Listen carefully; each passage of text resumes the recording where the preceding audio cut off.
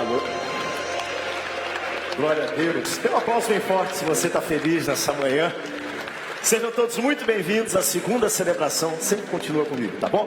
Dê um abraço em 3, 4 pessoas perto de você. Diga Feliz Natal, bom dia se você não fez isso. Aproveite que essas celebrações são celebrações que a gente já tem uma variação de público grande. Gente que está viajando, gente que está chegando.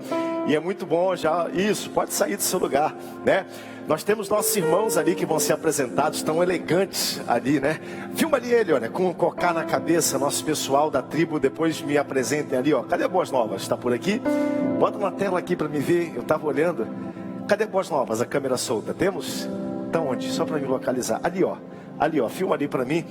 Eu olhei o nosso irmão de longe, né? E parecia uma camisa do Paysandu. Eu falei, ficou mais bonito ainda, mas não é. Dê uma olhadinha só, olha lá, que coisa linda. Vamos aplaudir, daqui a pouco a gente vai apresentar os nossos irmãos. Deus abençoe.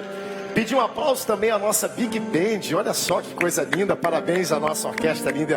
Nós amamos vocês, Deus abençoe. Nosso coral, Deus abençoe todos vocês. Hoje nós chegamos à última lição desse trimestre. Nós vamos estudar Lucas capítulo 24, uma jornada maravilhosa que nós temos trilhado no livro de Lucas.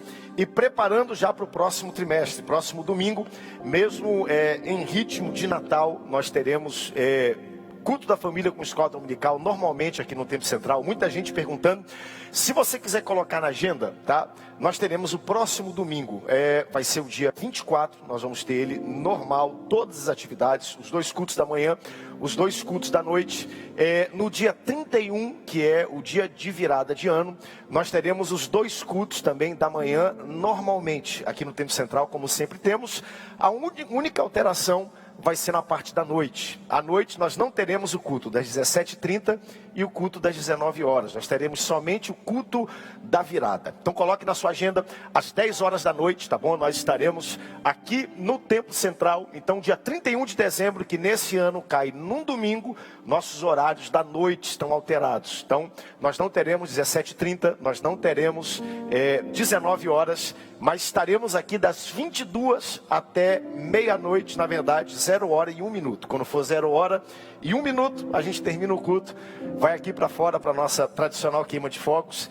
E aí a gente continua e encaramos o ano de 2024. Tem alguém animado aqui para vencer em 2024? Você crê que esse ano vai ser um ano extraordinário para mim, para você, para a obra de Jesus? Nós estamos nessa expectativa. Abre comigo sua Bíblia no livro de Lucas, capítulo 24, lição de número 13. Se tiver aqui no fundo o material do próximo trimestre, coloca para mim, Rubens, já está disponível lá embaixo. Então você já pode passar, adquirir esse material. Nós começamos domingo que vem. Vamos falar sobre Jó, Provérbios, Eclesiastes e Cântico dos Cânticos. Vão ser 4 livros completos da Bíblia que nós vamos estudar domingo pela manhã. E note mais uma vez o revezamento que acontece. Novo Testamento, Antigo Testamento. Nós fechamos hoje o livro de Lucas, aí a gente vai já para o Antigo Testamento. E aí voltamos depois para estudar o Evangelho de João. A gente está fazendo todo esse revezamento, dando uma olhadinha em todos os livros da Bíblia. E convidamos você a adquirir o seu guia. E próximo domingo está conosco. Pode colocar aqui, por favor, o meu esboço na lateral. Hoje vamos estudar Lucas 23. Vamos falar sobre julgamento, morte e sepultamento de Jesus. Nossa leitura bíblica está em Lucas capítulo 23, a lição 13, por favor. Pode passar, está errado. Só olhar aí no lição 13. Eu estava olhando aqui e falei, tem alguma coisa errada. Não foi essa lição que eu preparei para hoje, né? Ia ter que voltar um domingo, mas coloca... Isso, perfeito. Lucas capítulo 24, nós somos testemunhas da ressurreição de Jesus. Nossa leitura está no capítulo 24, do versículo 29 em diante. Vou pedir que você abra sua Bíblia, identifique o versículo 29, eu vou ler o primeiro versículo, e aí a gente vai ler até o final do capítulo.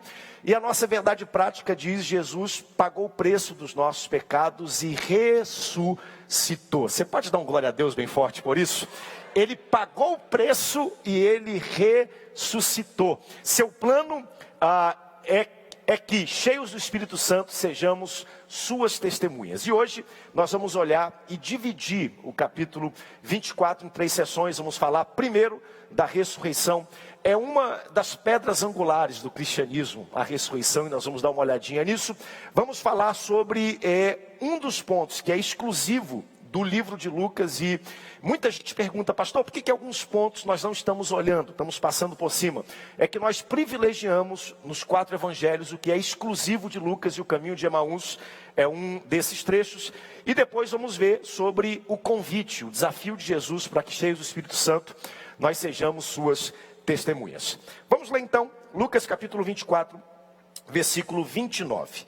Mas eles os constrangeram dizendo: fica conosco, porque é tarde e o dia já declina. E entrou para ficar com eles.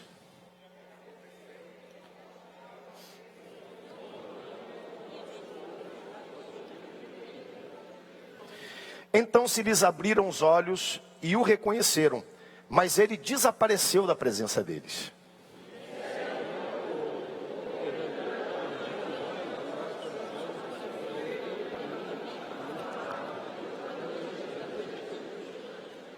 E na mesma hora, levantando-se, voltaram para Jerusalém, onde acharam reunido os 11 e outros com eles.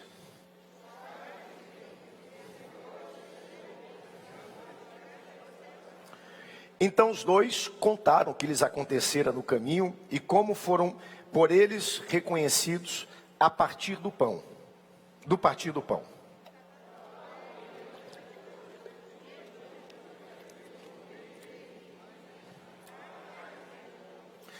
Eles, porém, surpresos e atemorizados, acreditavam estarem vendo um espírito.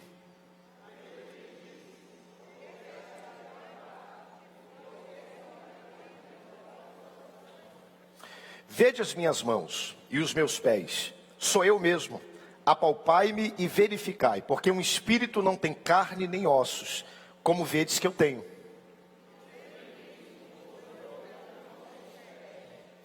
E por não acreditarem eles ainda, por causa da alegria e estando admirados, Jesus lhes disse: tendes aqui alguma coisa para comer?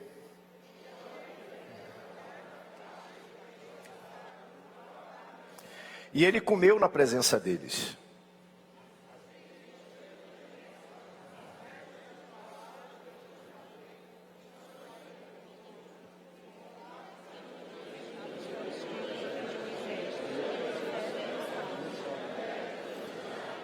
Então lhes abriu o entendimento para compreenderem as Escrituras.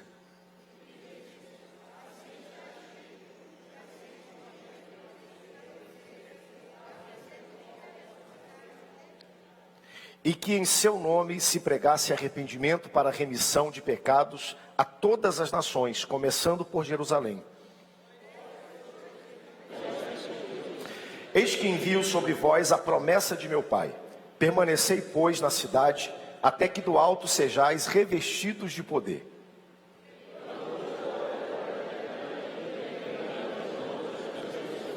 E aconteceu que, enquanto os abençoava, ia se retirando deles, sendo elevado para o céu.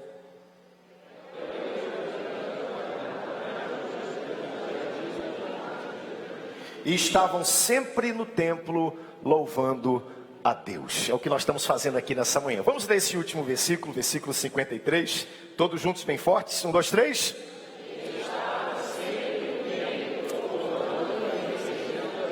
Tome seu assento, corpo sentado, mas a alma de pé nessa manhã tão especial. Bom, hoje nós vamos falar um pouquinho sobre ressurreição. É um dos temas mais impactantes, eu diria, da Bíblia. E quando a gente fala de ressurreição, eu estava nessa madrugada pensando, preparei a lição hoje de madrugada, e eu estava pensando na terra de Israel. Parei um pouco para ver algumas fotos, alguns registros do que acontece. Tenho orado muito sobre aquela nação. E quando a gente pensa sobre Israel, onde tudo isso aconteceu, aquele lugar é uma das maiores potências turísticas do planeta. Se você entrar na internet e der uma olhadinha, você vai perceber que embora Israel seja um dos locais onde você tenha maior fluxo turístico, e é algo impressionante, se você um dia tiver o privilégio de ir àquela terra, lá você encontra africanos, asiáticos, hispânicos, gente do mundo todo, e em alguns locais a gente chega e você começa a cantar, de repente entra alguém com uma outra língua, um outro idioma. Eu acredito que aquele local é o mais perto que nós temos do céu, onde nós temos pessoas de toda raça, tribo, línguas e nações cantando. Mas quando a gente pensa no potencial turístico, tudo aquilo se apoia sobre alguns pontos arqueológicos e pontos históricos daquela nação. Por exemplo, quando a gente vai para Israel, e eu estou vendo aqui alguns irmãos que tiveram o privilégio de ir conosco na última caravana, a gente descobre que tem alguns pontos que são inegáveis naquela terra. Por exemplo, quando a gente fala do Mar Morto, só tem um Mar Morto, não é tão grande assim, então não tem como errar o que acontece lá. Quando a gente fala do Rio Jordão, novamente, o Rio Jordão é um rio pequeno, perto das dimensões que nós temos aqui na Amazônia. A gente pensa na Galileia, Cafarnaum, Belém, Nazaré, são cidades que 2000 anos depois ainda permanecem cidades pequenas, sem muita expressão até os dias de hoje. E a cada ano, quando a gente volta em Israel, se adicionam alguns pontos arqueológicos novos, porque o tempo todo eles estão procurando, descobrindo coisas novas, né? Olhando para a Bíblia, para a palavra, e alguns locais novos se abrem, descobertas novas. Por exemplo, quando nós fomos dessa vez, a gente viu na cidade de Davi, da antiga Jerusalém, coisas que na última vez não estavam lá. Mas na última viagem que nós fomos, conversando com 2 guias, eu lembro que a gente foi num restaurante na cidade de Belém. Belém fica na Cisjordânia, a gente tem Gaza e Cisjordânia. Se você olhar no mapa, você vai ver que são 2 territórios palestinos. E lá a gente foi conversar com um guia de um grupo do Rio Grande do Sul. A gente começou a conversar com eles e aí perguntando o que tem de novo, o que está acontecendo aqui na terra. E aí conversando e interagindo, eu perguntei quais são talvez as descobertas arqueológicas mais esperadas para o povo judeu. E eles disseram, olha, tem uma coisa que o povo judeu procura até os dias de hoje. Uma coisa que se a gente achasse, isso traria uma renovação da nossa fé. E eu perguntei, o que é isso? Eles disseram, é a Arca da Aliança. Isso, se fosse encontrado até os dias de hoje, faria enorme diferença na dinâmica, na fé.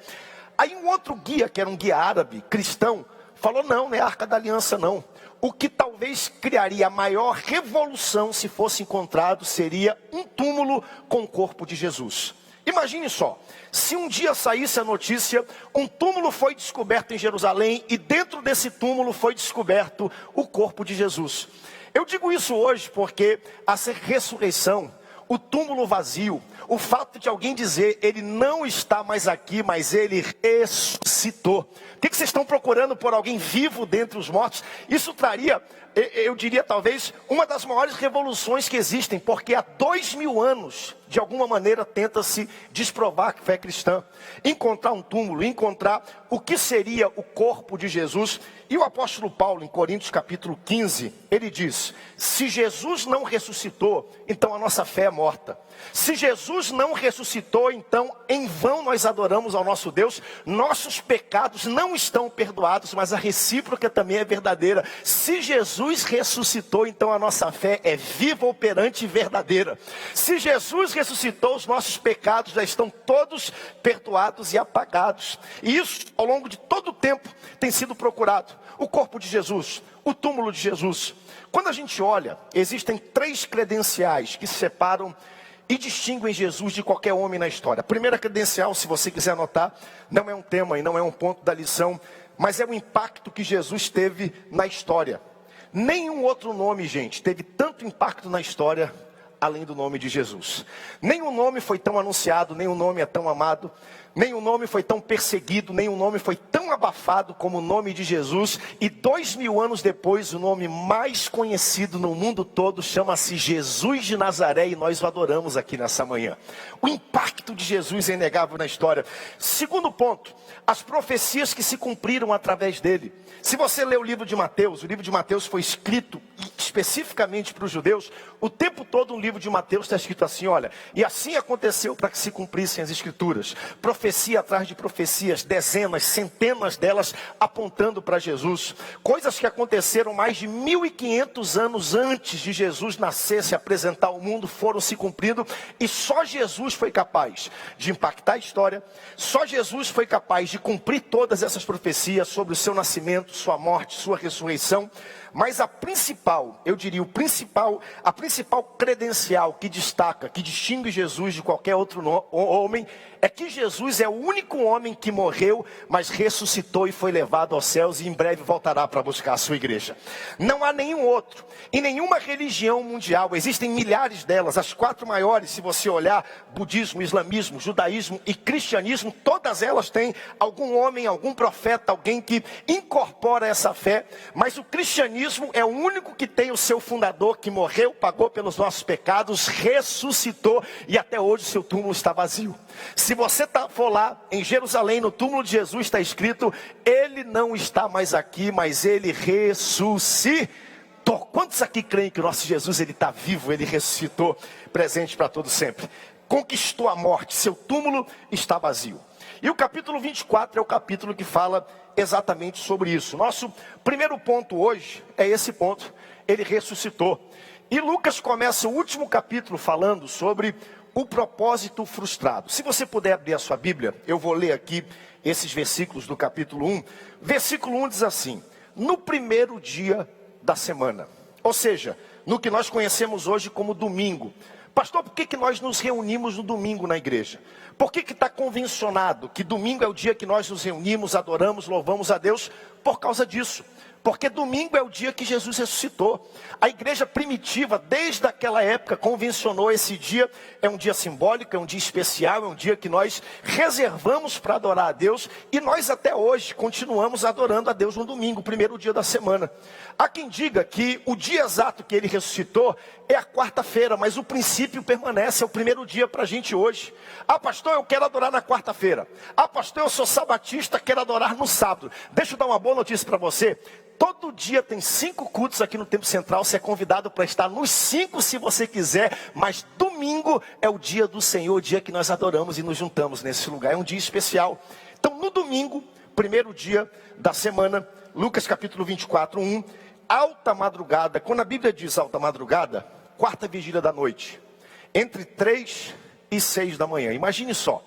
Cedinho, essas mulheres não conseguiram dormir. Na verdade, ninguém conseguiria dormir nessas circunstâncias. Pense na semana, uma semana cheia de altos e baixos. Jesus entra em Jerusalém, 1/3 dos evangelhos fala da última semana de Jesus. Jesus viveu 33 anos na terra, 3 anos de ministério, mas 1/3 do que a Bíblia registra para falar sobre ele, descreve a última semana, os últimos 5 dias, de maneira mais precisa, que Jesus viveu aqui na terra. E nesses 5 dias, houve a entrada triunfal em Jerusalém, a glória, Jesus foi recebido. De repente Jesus é preso, é julgado, Jesus é torturado, é crucificado. Jesus não ressuscita diretamente, Jesus é colocado no túmulo, a porta é fechada, o túmulo é selado, os soldados guardam Jesus. Então nós temos aqui um grupo de discípulos que não conseguia dormir. Domingo de manhã, entre 3 e 6 da manhã, essas mulheres se levantam.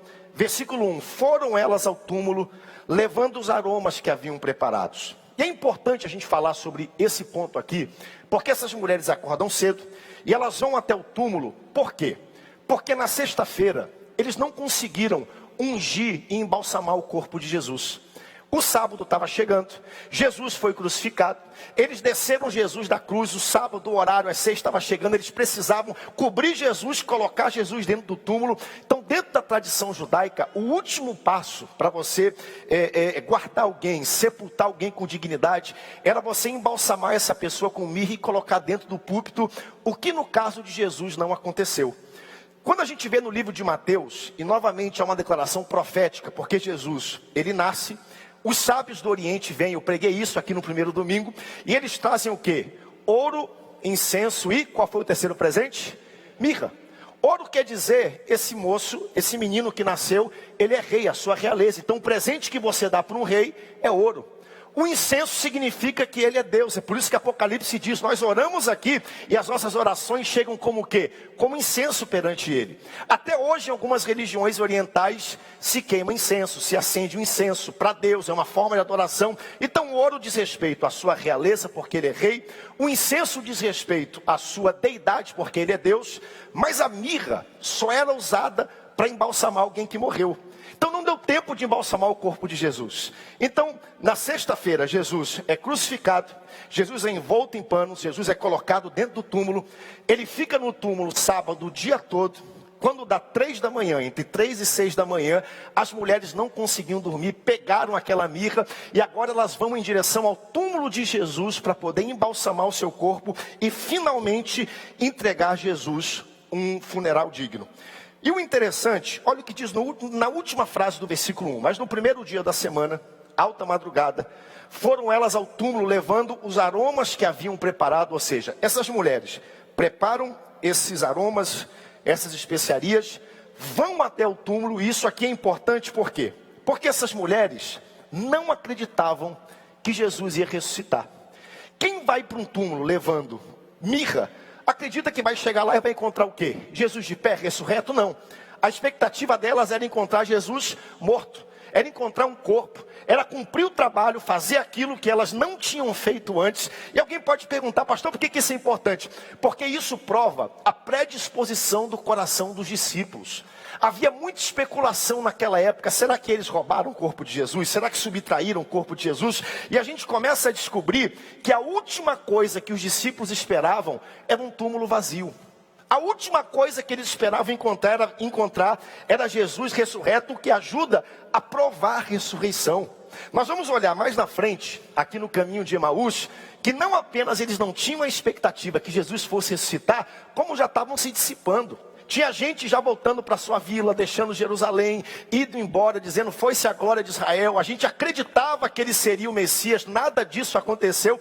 Então a predisposição no coração daqueles discípulos era, acabou. Jesus morreu, Jesus foi sepultado, a glória se foi. Nós vamos lá embalsamar o corpo de um homem morto que está sepultado, que está dentro de um túmulo e não existe mais nenhuma expectativa.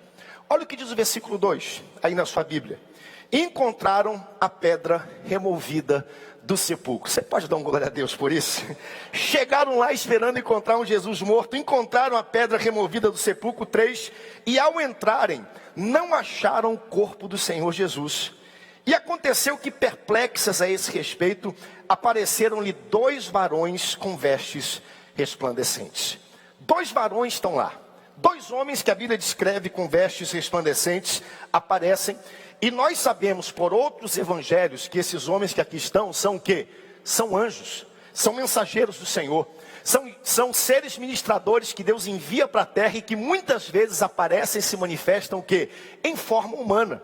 Às vezes a gente reconhece, às vezes a gente não reconhece, não sabemos que são anjos. Mas olha o versículo 5, o que está escrito. E estando elas possuídas de temor, baixando os olhos para olhar para o chão, eles falaram, por que buscai entre os mortos aquele que vive? Louvado seja o nome do Senhor. Uma das frases mais poderosas da nossa fé, louvado seja o seu nome. Por que vocês buscam entre os mortos aquele que vive? Deixa eu perguntar para você. Alguém aqui já teve alguma experiência com anjo? Levante sua mão se você acha que teve alguma experiência angelical, né? Levante bem alto a sua mão para que todo mundo possa ver. Aí está, né? Eu fico olhando, às vezes, para essa questão de anjos e a Bíblia, e eu gosto muito de ler, sou muito curioso acerca disso. E claro que a gente tem que falar com autoridade o que Deus faz, seu poder, seus feitos. Mas ao mesmo tempo, eu olho para essa questão angelical com relativa restrição, porque hoje a internet populariza tudo. E a gente vê algumas aberrações na internet. Outro dia, estava vendo um vídeo e um pastor mandando em Miguel. Você já viu esse vídeo? Miguel, passa a espada. Miguel, dá a rajada, né? Como se Miguel, que não é um ser onipresente, Miguel, esse atributo é só de Deus, fosse funcionário desse cidadão. Ficasse lá paradinho, esperando ele dar ordem para que Miguel pudesse fazer alguma coisa. Claro que os anjos, eles não estão ao nosso dispor. Os anjos não estão debaixo das nossas ordens. A Bíblia diz no livro de Salmos: aos seus anjos dará ordem ao seu respeito para que nos guardem em todos os nossos caminhos. Eles não estão às nossas ordens, mas eles estão ao nosso redor cumprindo o propósito de Deus na nossa vida, e eles existem. Eu já contei aqui várias vezes uma experiência que eu tive e que eu não posso dizer que foi anjo e também não posso dizer que não foi um anjo. Estava num barco, interior do Amazonas. O pessoal trabalhando lá, em cima do motor, onde tinha aquela, tipo um estribo, onde se limpava o peixe, lavava as coisas. E eu lembro que tinha uma lata presa por um fio. E eu ficava vendo um homem que toda vez pegava a água, né, para poder trazer, limpar o peixe. Eu achava maravilhoso aquilo. Quando foi no último dia da viagem, todo mundo no terraço do barco, eu fui até o camarote. Quando eu olhei, a cozinha estava aberta, a lata estava lá. Eu peguei aquela lata, tinha ali 10, 11 anos de idade. Coloquei a lata dentro da água, puxar a água para dentro. Ao invés de eu puxar a água me puxou para fora. Eu fiquei pendurado atrás do barco. Depois de alguns segundos, um homem foi lá, estendeu a mão, me abraçou, me acalmou, me trouxe para dentro do barco. O homem desapareceu, eu subi para cima do barco, todo mundo assustado, o que aconteceu? E eu descrevi o que aconteceu, e aí eu falei, olha, aquele homem que estava a viagem toda trabalhando, e as mulheres da cozinha, mas não tinha homem, só tem mulher aqui nesse lugar. Eu não sei se tinha homem, se não tinha homem, o que eu sei é que alguém me tirou daquela água, e eu creio que um anjo do Senhor apareceu naquela situação. Então como é que a gente sabe se é anjo ou não é anjo? Diga para perto de você, para quem está perto de você, você nunca vai saber. Essa que é o mistério. Você não vai saber. A maior parte das vezes a gente não sabe. Que coisa maravilhosa, né? Talvez hoje Deus tenha mandado um anjo te guardar, te proteger, e por isso você está aqui. A maior parte das vezes você nunca vai saber. Por isso que nós adoramos, glorificamos, exaltamos esse Deus maravilhoso. O livro de Hebreus, no capítulo 13, coloque para mim, por favor, mídia. Hebreus 13, 2. Olha só que coisa fantástica. Não negligencieis a hospitalidade. O que é hospitalidade? Tratar bem, né? Trate bem as pessoas. Sorria para as pessoas. Seja uma pessoa agradável. Não negligencieis a hospitalidade, porque alguns praticando-a sem saber acolheram anjos. Geralmente o anjo vai aparecer e não vai ser reconhecido como anjo. 2 varões com vestes resplandecentes. Pastor, mas não tinha vestes resplandecentes, não tinha cara de anjo, mas pratique a hospitalidade, porque sem saber, quem sabe você hospedou e interagiu com anjos do Senhor que te guardaram. Então 2 anjos aparecem para aquelas mulheres, e o que eles falam é algo muito poderoso. Versículo 6, mais uma vez. Ele não está mais aqui, mas ele ressuscitou.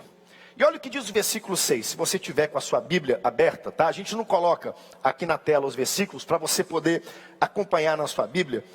Mas olha só o que está escrito. Ele não está mais aqui, mas ressuscitou. E olha só que texto poderoso. Lembrai-vos de como vos preveniu, estando ainda na Galileia.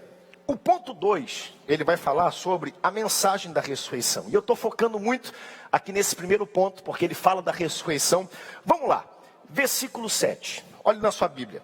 Quando disse isso, ou seja, ele falou, ele não está mais aqui, ressuscitou, os anjos falando às mulheres, importa que o Filho do Homem seja entregue na mão dos pecadores, seja crucificado e ressuscite ao 3º dia. E olha o que diz o versículo 8, esse eu vou pedir, coloca na tela para mim. Então se lembraram das suas palavras. Esse versículo 8 não aparece em nenhum lugar especificamente da lição, mas hoje de madrugada eu refleti tanto. Esse versículo 8 falou tanto ao meu coração. Então se lembraram das suas palavras. Deixa eu perguntar algo para você. Por que nós nos reunimos como nós nos reunimos? Por que nós congregamos assim dessa forma, né? Todo mundo junto, a coletividade, o ato de congregar. Por que nós fazemos igreja do jeito que nós fazemos? Já parou para pensar nisso? Hoje muita gente já não quer mais ser igreja. Muita gente já não quer mais congregar. É um dos maiores desafios que nós temos na época moderna. Pessoas que não querem mais congregar. E o escritor aos Hebreus vai dizer da seguinte forma: não deixem de congregar. Como já é o hábito de muita gente, ou seja, já está acontecendo. Naquela época, 2000 anos atrás, isso já acontecia. Tinha gente que não queria mais congregar, não queria mais fazer parte da igreja do ponto de vista coletivo, na sua totalidade. Não deixe de congregar, como já é o hábito de alguns. E ele completa dizendo: quanto mais se aproxima o fim, mais se congreguem. Quanto mais a vinda de Jesus se anuncia, guerras, rumores de guerra, as dores de parto, as contrações, quanto mais a gente vê o mundo em convulsão, a ordem e o comando é: congregue, esteja na igreja, busque a Deus, faça parte da coletividade, daquilo que Deus está fazendo no meio das pessoas. Muita gente hoje, até arrogantemente, bate no peito e diz assim: eu sou igreja. Já ouviu isso, né? Eu não preciso estar na igreja. Pior do que isso, hoje tem uma moda, né? Que muita gente diz assim: não, eu não preciso de prédio. Já ouviu esse negócio? Você já ouviu essa palavra? Eu fico muito doido quando eu escuto esse negócio, né? Ah, pastor, mas eu não preciso de prédio. Eu digo: parabéns para você nessa data querida. Ainda digo mais para você: é pique, é pique, é pique, é hora, é hora, é hora. Porque a Bíblia não diz isso. A Bíblia diz algo completamente diferente. Dê uma olhadinha no versículo novamente, no capítulo 24. Nós estamos falando aqui da ressurreição. Olha só a importância que a Bíblia dá para esse momento de coletividade. E eu queria que você desse um aplauso para esse irmão que está do seu lado agora. Aplauda ele bem forte, porque você está aqui, véspera de Natal. Você está na igreja, na casa de Deus, celebrando, agradecendo ao Senhor. Mas olha só o que diz o versículo 51, 52, 53. Esse eu vou pedir que coloque na tela para mim, por favor. Os últimos versículos de Lucas capítulo 24, Jesus é assunto aos céus, a igreja do ponto de vista formal ainda não está fundada e estabelecida, o Espírito Santo ainda não desceu, embora a promessa havia sido já revelada aqui no livro de Lucas. Mas olha o que diz 51, aconteceu que enquanto os abençoava, ia se retirando deles, sendo elevado para o céu, Jesus aqui na sua ascensão, então eles adorando voltaram para Jerusalém, tomados do quê? De grande júbilo. Versículo 53. E estavam aonde? Sempre no templo e fazendo o quê? Louvando a Deus. Depois da ressurreição, a resposta natural do coração dos discípulos não foi: não, eu sou igreja, eu estou sozinho, eu não preciso da coletividade. A resposta foi: vamos para o templo louvar e adorar a Deus junto com os nossos irmãos. Essa foi a resposta deles. A importância desse ato aqui de congregar. Algumas semanas atrás, eu acho que umas 5 ou 6 semanas, eu tive uma experiência interessante. Um grupo de adolescentes me parou aqui na porta. Um deles congrega aqui no Templo Central. Alguns estavam aqui participando do batismo. E aí uma moça, né, bem apaixonada. E eu gosto de debater com gente apaixonada. Ela falou assim: pastor, eu tenho uma crítica para fazer. Eu falei: diga, minha irmã. Pastor, eu queria propor que a gente mudasse o nome aqui. Eu falei: como assim? Porque a igreja tem 113 anos, né? Já muito tempo, né? Pastor, tem que tirar Templo Central e tem que colocar Prédio Central. Eu olhei para a cara dela, né?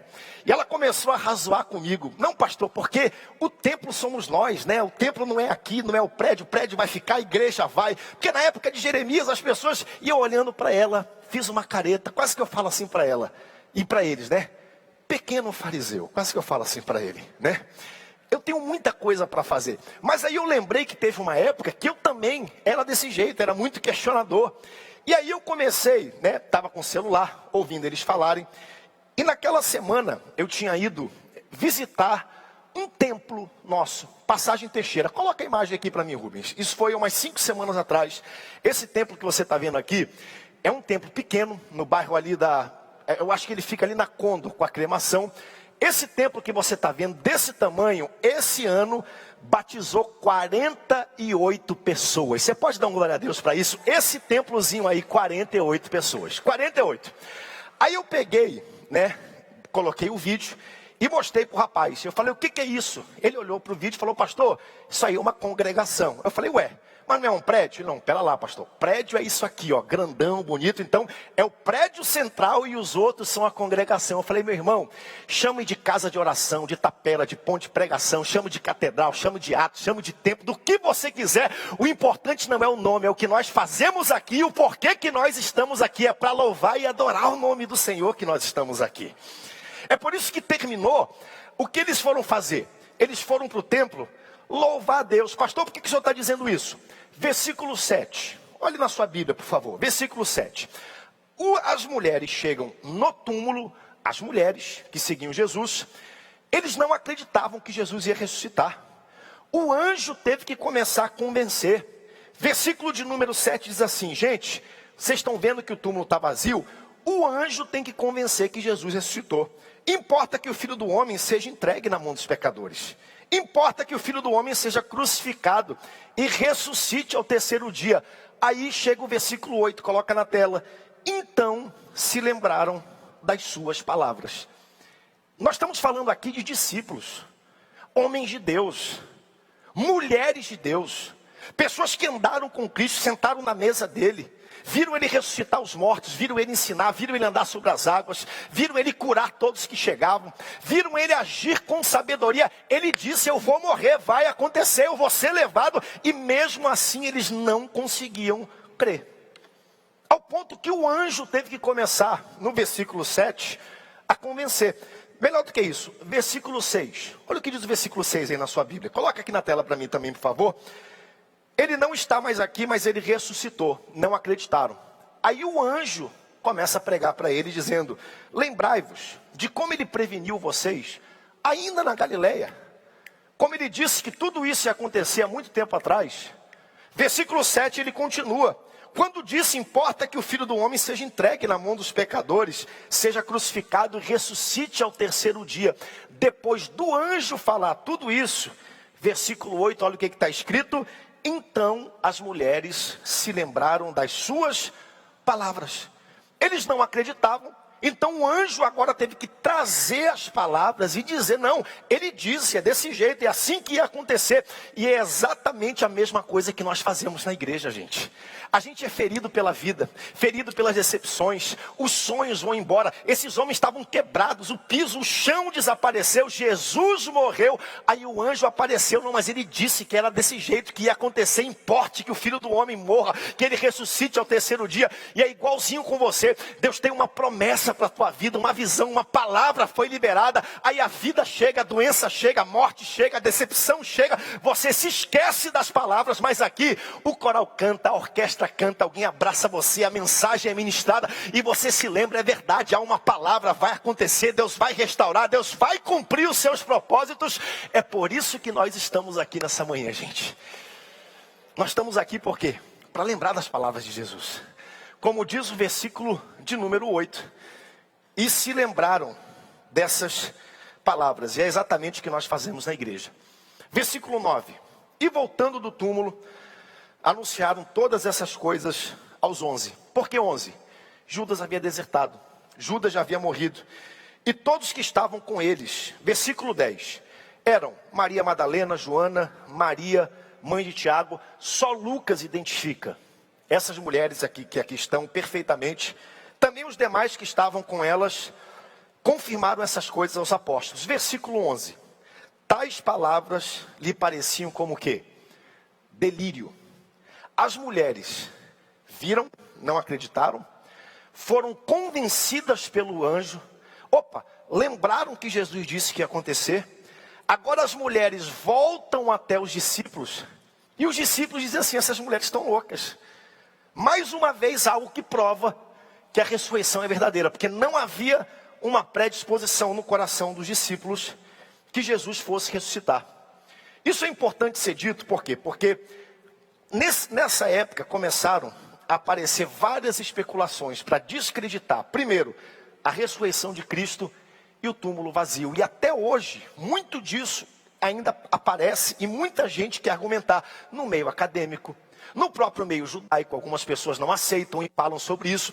E algumas especulações são: primeira especulação, que muitas vezes aparece para descreditar a ressurreição, que é o nosso tema, e o túmulo vazio. Primeiro, os discípulos de Jesus vieram à noite e roubaram o corpo. Vocês acreditam nisso, gente? Porque o texto aqui desconstrói esse pensamento. Não havia organização, não havia liderança, não havia nem a fé nas mulheres e nem nos discípulos que Jesus ia ressuscitar, porque elas foram para embalsamar, esperando um corpo vazio. Elas foram lá e o próprio anjo teve que convencer. Aí quando as mulheres voltam, os homens agora também não acreditam. Essas mulheres estão loucas, estão delirando, isso não aconteceu. Jesus disse: firam o pastor e as ovelhas vão se dissipar. Então eles não acreditavam.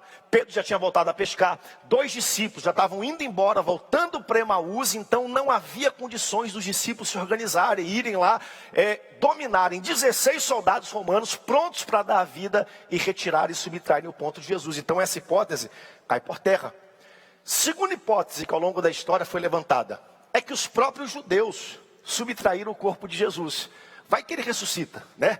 Vamos logo tratar da situação, vamos pegar ele e vamos tirar ele de lá e vamos cuidar para aquela coisa toda. Mas quando a igreja começou a crescer, a florescer, a explodir, era só apresentar o corpo de Jesus. Está aqui, ó.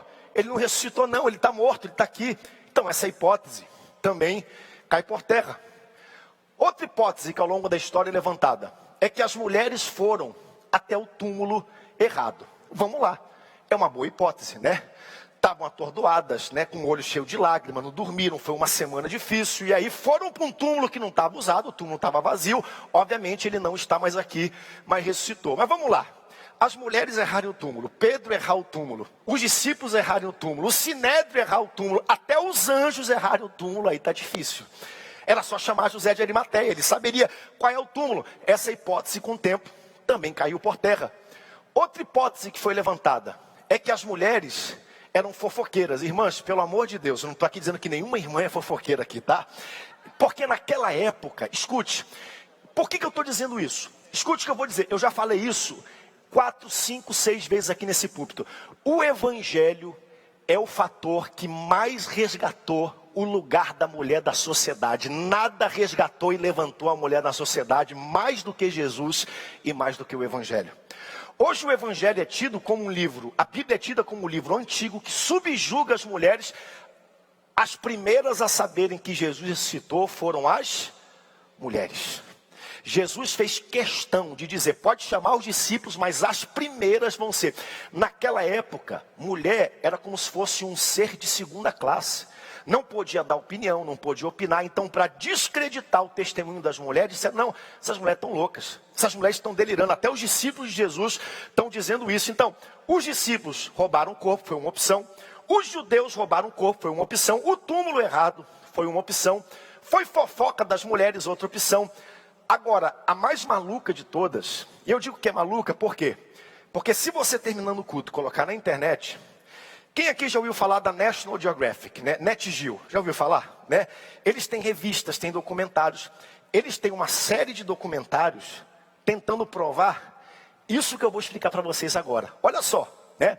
A teoria de que quando Jesus desceu da cruz, Jesus não estava morto. Jesus estava ali no finalzinho, mas Jesus não estava morto. Aí pegaram Jesus do jeito que ele estava, colocaram ele dentro do túmulo. Aí imagina um túmulo abafado, sem oxigênio, seco. E lá dentro Jesus se sentiu melhor, rolou a pedra do túmulo, subjugou os soldados e ele não está mais aqui, mas ressuscitou. Vamos lá, vamos voltar para o começo. Ele levou o julgamento romano, 40 chibatadas, menos uma, sua pele rasgada, torturado, seu punho furado, seus pés furados, sua perna quebrada, coroa de espinhos, carregou a cruz. Ele foi furado aqui na sua lateral, até o coração, a pleura. A Bíblia diz que água e sangue jorraram. Aí pega um homem todo dilacerado, cheio de infecção, coloca dentro de um túmulo seco, um negócio úmido, e espera que depois de 2 dias esse homem se sinta melhor, levante, role a pedra e ele ressuscite. Dá mais trabalho crer nisso do que crer que ele ressuscitou, que ele está vivo, ele apareceu aos seus discípulos, e é por isso que nós estamos aqui hoje. São as especulações que existem para descreditar a ressurreição de Cristo. E isso hoje pode colocar na internet. Coloque lá, National Geographic, Nat Geo, depois, a morte de Jesus, assista, né? Documentários enormes tentando provar que Jesus não estava morto, que era possível. Gente, dá muito trabalho para crer nisso. Jesus ressuscita, as mulheres anunciam, eles dizem, olha, isso é loucura. Só que Pedro, eu gosto de Pedro, né? Porque Pedro era afoito para tudo, para tudo. E Pedro falou, vai que elas estão certas. Quando Pedro sai, que é o ponto 3 que nós temos aqui, Pedro chega lá no túmulo, e Pedro, aí ó, Pedro no sepulcro, já vou terminar. Quando Pedro chega, Pedro, olha lá, versículo 12. Pedro, porém, levantando-se, correu ao sepulcro, abaixando-se, nada viu, senão os lençóis de linho, retirou-se para casa, maravilhado pelo que havia acontecido. Pedro tem o primeiro impacto com o que é a ressurreição de Cristo. Aí Lucas, historiador, vai para um outro momento, que é um momento que só aparece nesse livro, que é o Caminho de Emaús. É como se ele pegasse a história e fosse aqui, ó, do túmulo e para outra coisa que está acontecendo agora, na mesma manhã, em outro local, e ele vai para o Caminho de Emaús. A Bíblia diz que haviam 2 discípulos andando no Caminho de Emaús, né? Esse primeiro ponto aqui, ó, não reconheceram a Jesus. Olha o versículo 13. Naquele mesmo dia, 2 deles, 2 o quê? Discípulos, né? Estavam a caminho de uma aldeia chamada Emaús, distante de Jerusalém, 60 estádios, 10 quilômetros de Jerusalém. Dá para andar, essa estrada existe até os dias de hoje, lá você pode passar por ela. Versículo 14, e iam conversando a respeito das coisas sucedidas, ou seja, do alto e baixo, né? Imagine só o nível da conversa. Judas morreu, Judas vendeu, Judas cometeu suicídio. Há uma semana atrás a entrada triunfal, agora Jesus está morto, né? O texto descreve um pouco da conversa. Eles iam falando do que aconteceu.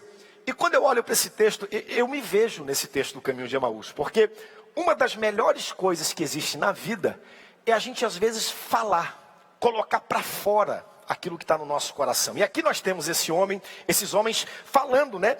Um falando para o outro, versículo 15. E aconteceu que enquanto conversavam e discutiam, o próprio Jesus se apresentou. Pastor Ari, Elvis, vem cá por favor, rapidinho comigo, né? Vou pedir que vocês aplaudam os discípulos no Caminho de Emaús. Vem cá, os 2 discípulos, tá? Por favor, cheguem aqui comigo. Vamos lá. 2 discípulos no Caminho de Emaús. Vou pedir que vocês fiquem aqui, ó, aqui embaixo, por favor, de lado. Os 2 discípulos estão andando no Caminho de Emaús. Um conversando com o outro, um reclamando, né? Aí fica de lá, isso, né? Me ajuda aqui, ó, né? Andando, assim, ó. Isso, vem aqui, pastor. Que até maior, aí o Elvis fica na frente, assim, para não descobrir. E eles estão gesticulando. Mateus 16 diz, onde 2 ou 3 estiverem reunidos em meu nome, lá eu estarei, ok? Até às vezes, com o coração cansado, o nosso Jesus, ele ouve. Deus te trouxe aqui para ouvir essa palavra. Às vezes, até quando você desconfia, Jesus te ouve. Quando você está decepcionado, Jesus te ouve. Quando você acha que tudo se acabou, se prepare, porque é a melhor hora para Jesus aparecer miraculosamente onde você está. Eles estão conversando, aí Jesus aparece. Só que eles não reconhecem que Jesus estava na história. Estão lá batendo um papo, conversando, né? Versículo 15. E aconteceu que enquanto conversavam e discutiam, coloca na tela aqui para mim, Rubens, vai me acompanhando. Versículo 15. O próprio Jesus, aí ó, o próprio Jesus aproximou e ia com eles. Versículo 17. Eles não sabiam que era Jesus. Então vamos dizer, mais para frente um pouquinho, que os 2 discípulos, ok? Eu sou Jesus. Eles não sabiam que era Jesus. Encosta alguém na conversa. Versículo 17. Então lhes perguntou Jesus, que é isso que os preocupa? Por que vocês estão tratando e estão cansados na medida que vocês caminham? Vocês parecem entristecidos. Jesus olha para eles e dá para ver que eles estão cansados, que o semblante está pesado. E Jesus agora pergunta para eles, por que vocês estão assim? E Jesus, quando perguntou isso, Jesus não queria uma resposta. A pergunta era uma pergunta retórica. Às vezes algumas coisas acontecem comigo e com você, e Jesus não quer uma resposta. Então não se preocupe de ter que falar tudo, de ter que dizer tudo, de ter que explicar tudo. Às vezes Jesus não precisa de resposta. Ele só quer estar com você aonde você está e ele quer sentir o cheiro do seu coração. Ele quer ministrar o seu coração. Jesus aparece na história, aparece de enxerido, como a gente fala aqui no norte, Nem foi convidado. Na conversa, ele entra na conversa. Aí o ponto 2, o diálogo com Jesus. Versículo 18. Um, porém, me acompanha aqui, chamado Cleopas, tá? Isso aqui não é Bíblia, isso aqui é tradição cristã. Cleopas, pela tradição cristã, era tio de Jesus, irmão de José. Então, isso aqui não é a tradição, é o que se entende, E tem. E o outro discípulo aqui, talvez tenha sido o próprio Lucas. Porque como é que ele teve essas informações? Talvez ele mesmo, porque ele foi testemunho ocular do que ele viu. Ele mesmo diz o que eu vi e presenciei. Mas isso aqui não está na Bíblia, isso aqui é a tradição cristã.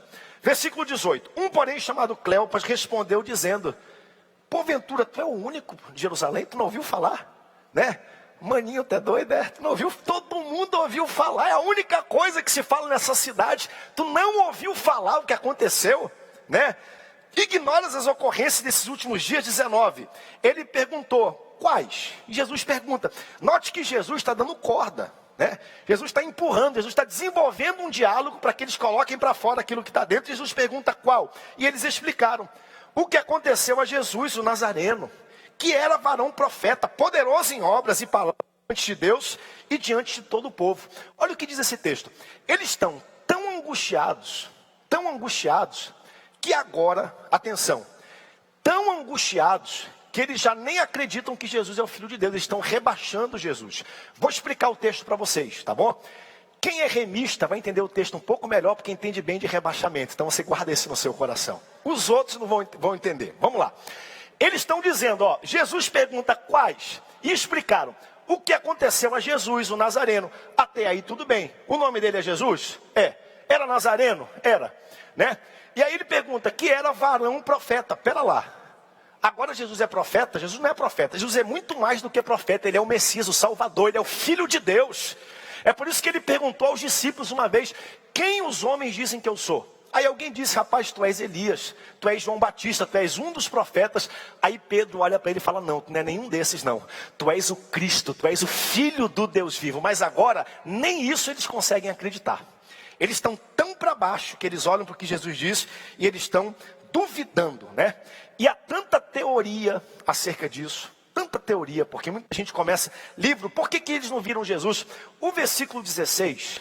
Olha o que está escrito aí no versículo 16. Os seus olhos, porém, estavam como impedidos de reconhecer. Por que Jesus impediu que eles vissem que era Jesus? Porque Jesus chega, eles não reconhecem, né? Alguém vai dizer que Jesus estava tão desfigurado, ferido, corpo glorificado, aquela questão toda. Bom, Jesus, por alguma razão, impediu que eles reconhecessem, né?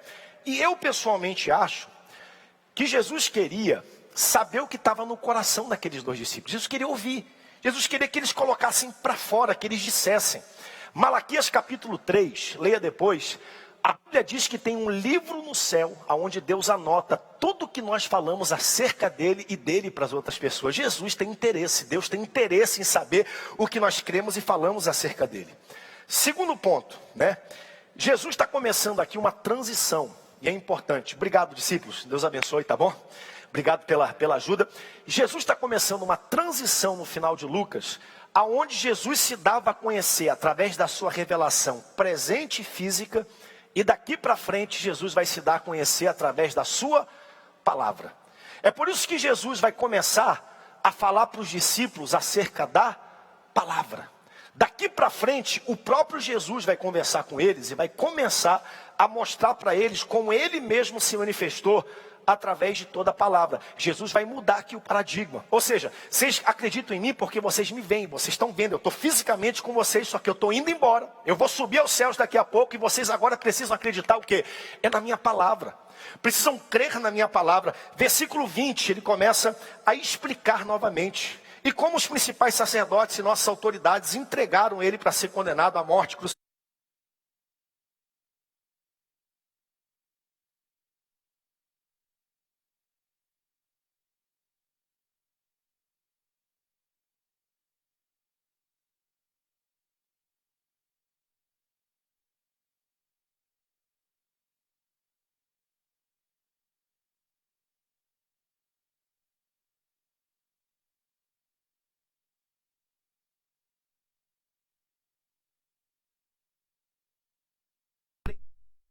Disseram. Aí Jesus fala para os discípulos em Emaús a mesma coisa que ele falou para as mulheres no túmulo. Versículo 27, versículo 26 em diante. Porventura não convinha que o Cristo padecesse para entrar na sua glória? E começando por Moisés, discorrendo todos os profetas, expunha-lhes o que ao seu respeito contava nas Escrituras. Como eu queria estar lá nesse dia. Eu acredito que esse aqui foi uma das maiores pregações de toda a Bíblia. O próprio Jesus falando profeticamente de como ele aparece em toda a palavra. Está dando para notar a quebra de paradigma?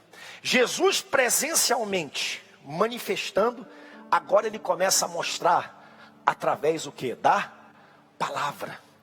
E o interessante é que lá na frente, meu tempo já chegou ao fim, eles dizem, e para mim isso aqui é central, gente, central. Quando Jesus aparece, né, eles vão chegando perto de Emaús. Quando chega perto de Emaús, os 2 discípulos estão aqui, e aí Jesus diz, olha gente, tchau, vou continuar a minha jornada. Muito típico de Jesus. Lembra quando Jesus acalmou a tempestade? Que Jesus apareceu andando sobre as águas, e o texto diz que Jesus ia passar-lhes o quê? Adiante. Isso fala muito sobre Jesus, sabe por quê? Porque Jesus não se impõe, Jesus não obriga, Jesus espera ser convidado, chamado. Eis que estou à porta e bato, se alguém ouvir a minha voz e me chamar, eu entro e eu ceio com ele. Jesus não se obriga. Jesus estava ali passando, quando chegou a hora de continuar, os discípulos disseram, Senhor, fica conosco, já está tarde. Jesus fica, Jesus senta na mesa.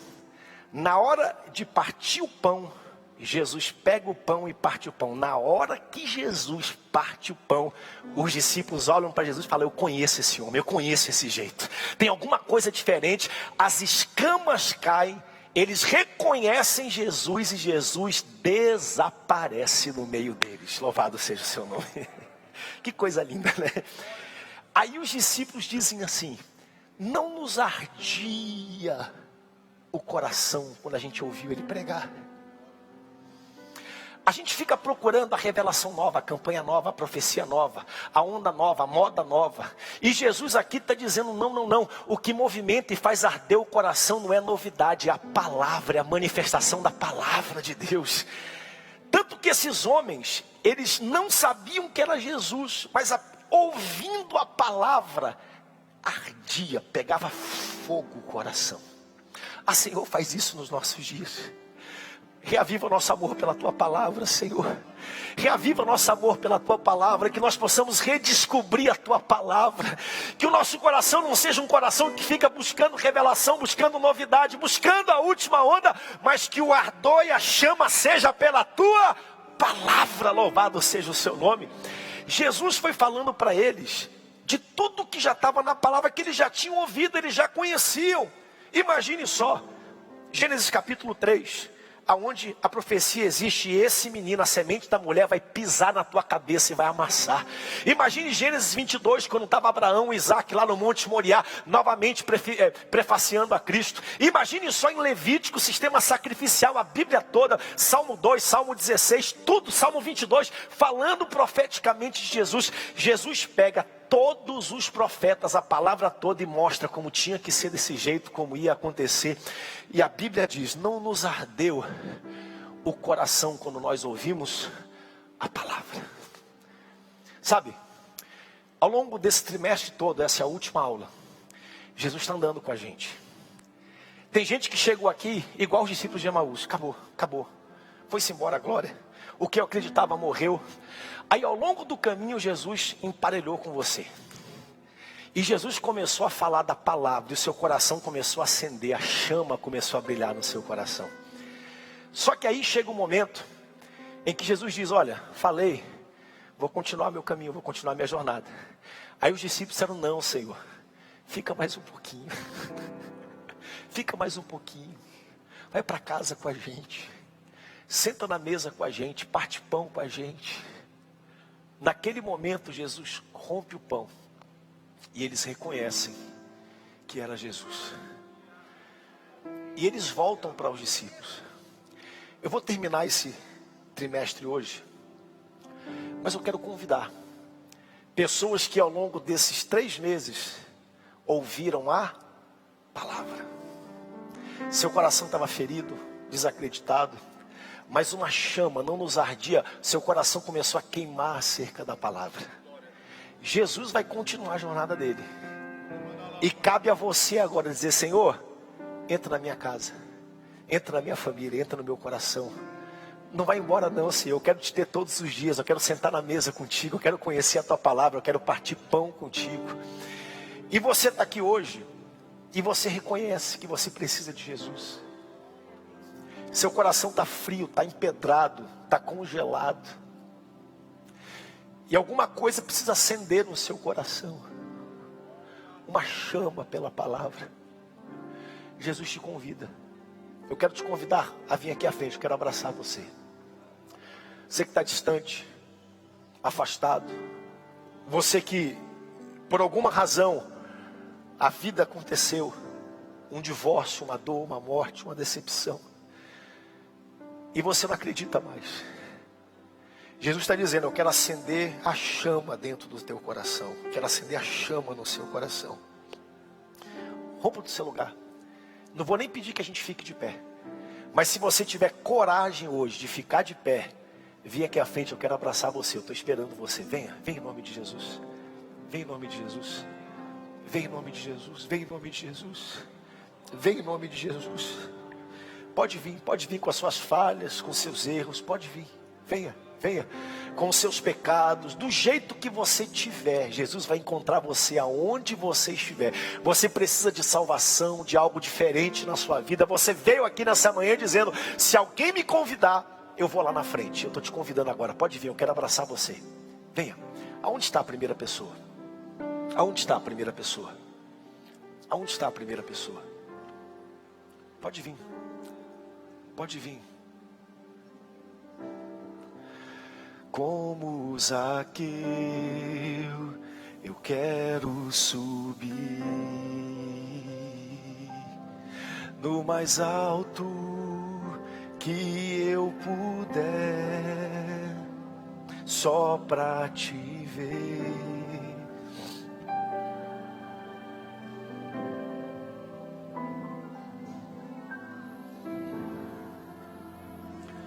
Para mim,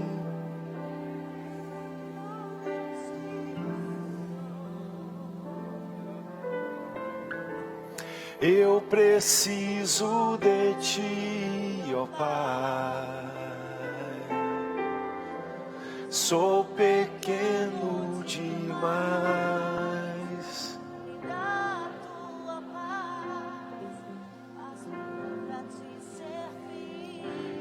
Domingo passado a gente estudou isso, né? Entra na minha casa,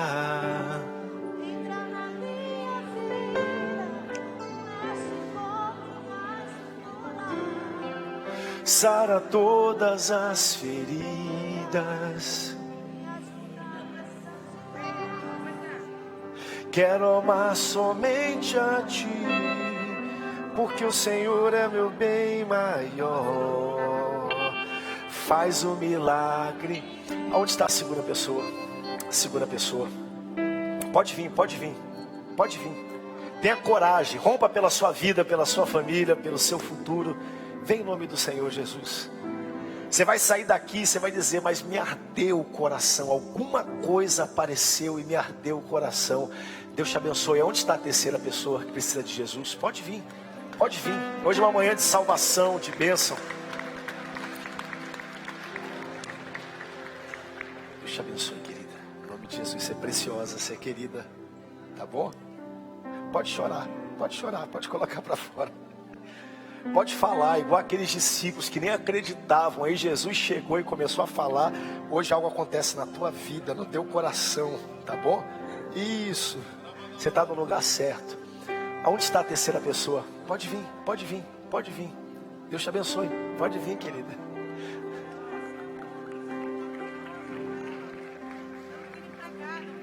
Tá certo. Tá certo. Vem aqui. Onde está a quarta pessoa que precisa de Jesus? Onde está a quarta pessoa?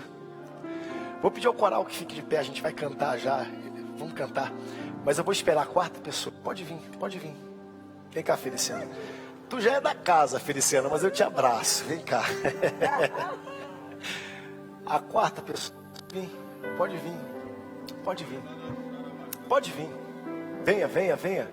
Já vou terminar o coral, já vai cantar, mas eu quero orar com você, quero abraçar você. Pode vir. Deus te abençoe. Deus te abençoe. Pode chegar, querida. Eu vou te esperar. Se tiver mais alguém, pode chegar. Pode chegar. Amém, né, pastor? Amém. Vem cá, Feliciano. Pai, nós te pedimos por essas vidas, te pedimos por essas pessoas. Estende tuas mãos, encontra onde elas estão agora. Algumas talvez estejam como os discípulos no caminho de Emaús, achando que foi-se a glória, foi-se a esperança, a expectativa, junto com O teu corpo que foi sepultado por 3 dias, os sonhos foram sepultados, Senhor. Mas mal eles sabiam que enquanto eles choravam a tua morte, tu estavas vivo e andando com eles. Que tu te manifeste nessas vidas, Senhor. Ressuscita sonhos, ressuscita projetos, faz aquilo que só tu podes fazer. Assim como Lucas capítulo 24 é um capítulo de sobrenatural, Senhor. Começa terrível, túmulo fechado, Jesus morto, e termina contigo assunto aos céus, mandando uma promessa. Pai, o Espírito Santo vai chegar. Eu te peço agora que esse mesmo Espírito e essa promessa tome esses corações, Senhor. Faz morada, escreve esses nomes no livro da vida. Assim nós te pedimos e te agradecemos no nome forte de Jesus. Amém, amém, amém. Dê um aplauso bem forte por essas vidas. Deus abençoe. Sejam bem-vindos à família de Deus.